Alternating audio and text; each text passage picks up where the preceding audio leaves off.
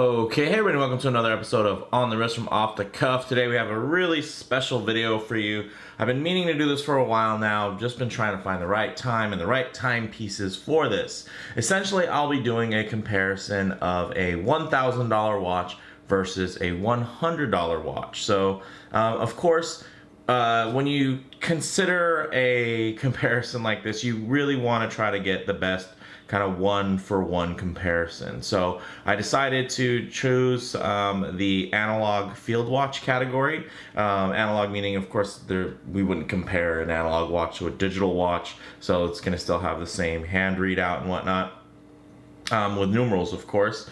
And I thought a really great place to start with a comparison like this would be something like a classic field watch. Now, a little bit about kind of key common characteristics and design language. When you're looking at a classic field watch, you're going to look at something that has that modest vintage style and size, full numerals, so normally it will be a 12 and 24-hour scale, and normally with a black or cream dial. Of course, as you can see here, we went for the cream dials.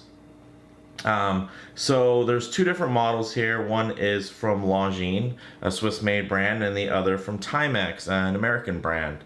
And both do have a fair amount of history behind them and do fit kind of that off the beaten path niche watch. Honestly, I don't think anybody who would be wearing either of these watches would be wearing them by accident. I think these are both kind of purposeful watches that if you wore, there's a reason behind it and a little bit of a story behind it. So I thought it was it did help to make this a bit more of a fair comparison. So let's go ahead and take a closer look. Okay, so as you can see, definitely aesthetically very similar. Now, a bit about these two models. Right here we have the Longines, and this is the Heritage Military COSD, which is short for Combined Operations Command. Now, this watch is actually based on an original watch from the Longines, from their famed history. It's basically a reissue of a 1940s British Special Forces watch from World War II. So everything about this watch is it's very genuine and definitely comes from a complete kind of full service design here. There's nothing here that is really going to be too ornamental or paying homage apart from, of course, to the original watch itself. Now, in comparison, what we have here is the Timex and Todd Snyder military field watch, also with, of course, a cream dial. Now, this watch was actually just inspired by 1970s military spec watches and basically reinvented for the everyday civilian. So this one is going to be more of kind of a homage or a tribute to watches of the 70s era. And of course, we all know that field watches haven't changed too much over the years, and they still have a very, I think, a very iconic and recognizable layout. So they are going to have quite a few commonalities. Now, a couple of those commonalities would be, when you take a look at these two side by side, would be that, of course, they're going to have that 12 and 24-hour scale, and then these are both telling time in analog, so there won't be any digits flashing across any screens or anything like that. They're basically going to be told with the hour, minute, and seconds hand. Another commonality would be the colorway. As you can see, we have the cream dial, and then we do have black and red numeral scales. Also, the general layout is very similar with 40 millimeter cases on 20 millimeter nylon straps. Again, another commonality. And then they actually do a nice detail that they share is that they both do have that broad arrow branding, which really just implies that this is government property or government issue. So they do have a lot in common, although they are two very different approaches that kind of get you to the fulfill the same need, which I thought was really quite good. So as far as points of comparison go, let's start off with the case, fit, and finish. So looking at these side by side, of course there is a difference. One does have a brushed finish and one has a polished finish, but you can see the actual fitment on the case. Look at that bezel, how it butts up really nice, evenly, just beautifully there. Everything very smooth. Everything is just a bit sharper, and I don't mean that in a bad way, like it's gonna poke your skin, but everything's just a bit sharper when it comes to the case finishing on the Longines. Also, you're gonna have a signed crown here, as you can see, versus an unsigned crown. And then the brushing here, it's not the most consistent brushing. If you look at the way that the light plays with it, you can see that it's not even the most consistent surface on the sides of this watch. And again, I'm not trying to bash this watch by any means. It's a cheaper watch, so it's done more cheaply. But there is a difference, right? It's not just steel versus steel. There's definitely more to the story there. And as you can see, even just the edges and everything is just a little bit softer, a little bit more rounded off, and just a little bit, I'd say, less precise as far as the fit and finish. Now the strap details, you can take a look, very similar layouts there, very, the NATO style strap. And then this would almost maybe even be, with the way that they did the loops here and the keepers, some might even categorize this as like a Zulu. But I think it's to me, this is still, I'd say, scale wise close enough for me to still call it just kind of a NATO style strap. Now, if you look at just the weave alone, you see quite a few differences there. Much looser weave here on the Timex, and then on the Longines strap, much tighter weave. Again, you just see the precision. You can just compare the holes there. As you can see, the finishing is just a little bit tighter here on the Longines, and you're gonna feel this on your skin as well when you're wearing the watches, as far as the comfort in the strap goes. Now, also taking a look at the hardware, here you have something that looks more like kind of a parts bin buckle there, versus here you have that nice signed buckle detailed very, very nicely on the Longines. So, even looking at just the stitching there, as you can see here, look at, we have it boxed out. You have the double stitching across there, double row versus this, which to me looks like a single row. But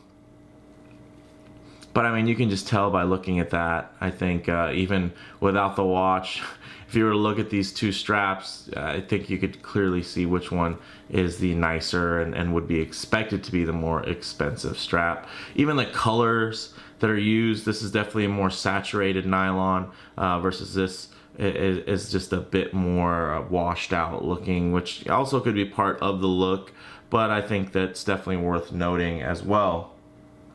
Now, taking a look at the dials and the hand execution as well, here this dial is very much just a matte dial.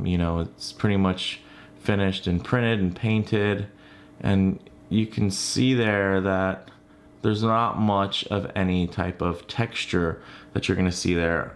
On this dial though, I don't know if the camera's gonna be able to pick it up. I'm gonna try to get it into the kind of reflection of the studio lights there in hopes that you guys are gonna be able to see.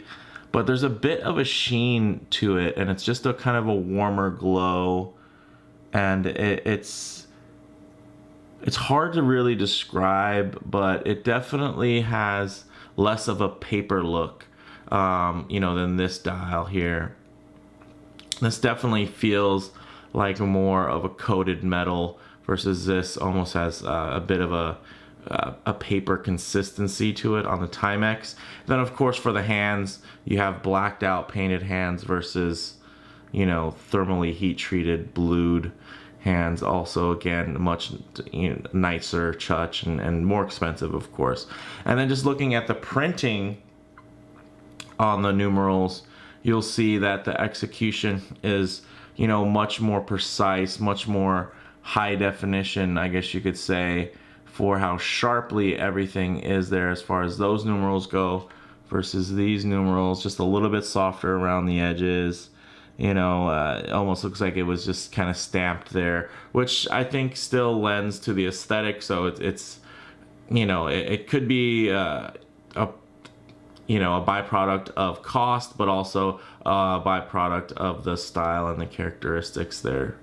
But definitely something to keep in mind. Now, as far as the movements go, of course, you have an automatic movement here and versus a quartz movement here, and they both have their pros and cons. The nice thing about an automatic movement is that you'll never have to change the battery. It can just go forever. You pick it up, you shake it, it makes the rotor wind, or you could wind the crown, and it's going to be good to go pretty much forever. And then you'll need servicing, of course, the more you wear it and the longer you wear it. Now, for the Timex, you can pretty much pick this up at any time and go, and it's going to be keeping, relatively good time. It's not something where, like the automatic, where once that power reserve runs out of, of a couple days, what ends up happening is it's going to stop, and then you're going to restart it. Versus here, you can pick this up, put it down for a week, 2 weeks, pick it back up, and it's going to still be relatively accurate versus being behind and turned off, essentially, completely out of power. So this one is going to be, I'd say, more convenient on a day-to-day basis, and then this is going to be more convenient long term, just because you don't have to change out a battery.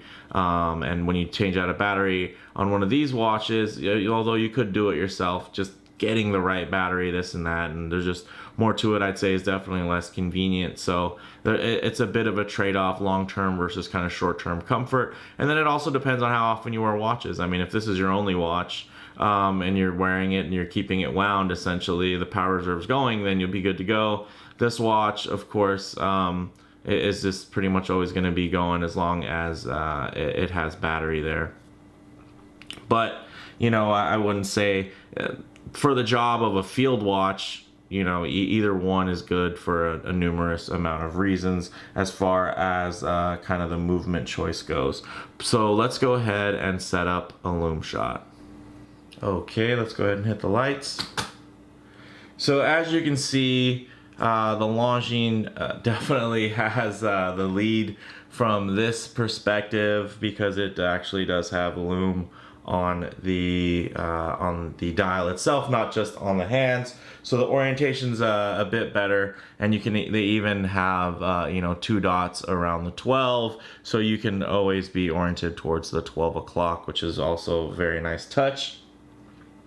So let's go ahead and get some low light transition here, so you can kind of get a look at what these watches are going to look like, kind of going from optimal lighting conditions to less than optimal, because honestly, you're not going to spend all of your time outdoors on a fully lit day where you're going to be wearing these watches. You'll actually be probably spending a lot of your time indoors in a vehicle and whatnot. So also, it's all, when you see this low light transition, it actually gives you a nice kind of idea of what those details on the watch look like as well, because a lot of kind of those little intricacies can be washed out by the brighter studio lighting. Here you kind of can take a look at the difference of that grain and really focus on it, and some of the dial little nuances as well you can pick up, which is very nice. Now let's go ahead, get these lights back on, and get into some, actually, let's go ahead and do some wrist shots. Okay, so as you can see, they were definitely very similar on the wrist, of course, having very similar dimensions and whatnot, while the Longines is going to definitely be much heavier because it does have an automatic movement inside versus a quartz movement inside of the Timex. As far as the aesthetic goes, they're definitely very similar. Pretty much anything you'd wear this with, you could easily wear this with as well. And then as far as comfort and everything on the wrist, very similar. I'd say they do wear, nicely. There's not one that's like a big ergonomic no-no over the other or anything like that. But as you can see, the experience in wear is going to definitely be very similar, of course, because they're very similar watches. A lot of the differences are really more so in those fine details. When you really take a look at these, I think that's where you find the differences, kind of the longer you look. Just trying to get a little bit more of my arm in there so you guys can have an idea of scale when you're looking at these two watches. Now, you know, although they do have a very similar wear experience, I think they definitely have two different approaches. You know, when you think about Timex, you're kind of thinking about the best quality cheap watch. This is kind of the top of the cheap watch chain. And then when you think about Longines, it's funny because it's kind of the opposite side of that idea, because you're thinking about the cheapest higher end watch. So basically like the most affordable, you know, luxury, you know, near luxury type, entry level luxury / mid tier, however you want to rate it, type watch is going to be Longines. They're going to have, you know, a good enough history. At one point, you know, of course, when they were an independent brand, they were even considered better than Rolex by many people. Now, after the quartz crisis and everything, of course, Longines is now part of the Swatch group, which is good and bad. I think within kind of that business model, they've done really, really well, especially with these heritage re-releases. So it's something you can't really knock Longines for. If they're doing a good job, they're selling tons of wristwatches and really keeping the mechanical Swiss wristwatch game alive and well. So they're definitely contributing, and that is all actually thanks to the Swatch company, so the Swatch group. So it's one of those things where I think it's very easy to just say, oh, you know, everyone misses kind of the days of old and all these in-house movements and all these, you know, separate, delicate and interesting things. But in reality, at this point, I think the idea of kind of these more generic movements, it's not a huge deal breaker. If anything, it's actually a selling point for many people because they're going to be more serviceable. And, you know, one of the main selling points of something being in-house is that the movement and everything, the design, everything's done in-house. Everything's cased in-house. You're not taking a bunch of separate pieces and kind of throwing them together. And with ETA being part of the Swatch group, it's, you know, it gives you still a lot of those advantages of having things in-house, because everything is under the same umbrella as far as where everything's sourced from. So it's not like the same as when you're a small upstart brand and you're buying, you know, different movements from different places, and then there's just, you know, just opening windows for errors and leaving space for things to go wrong.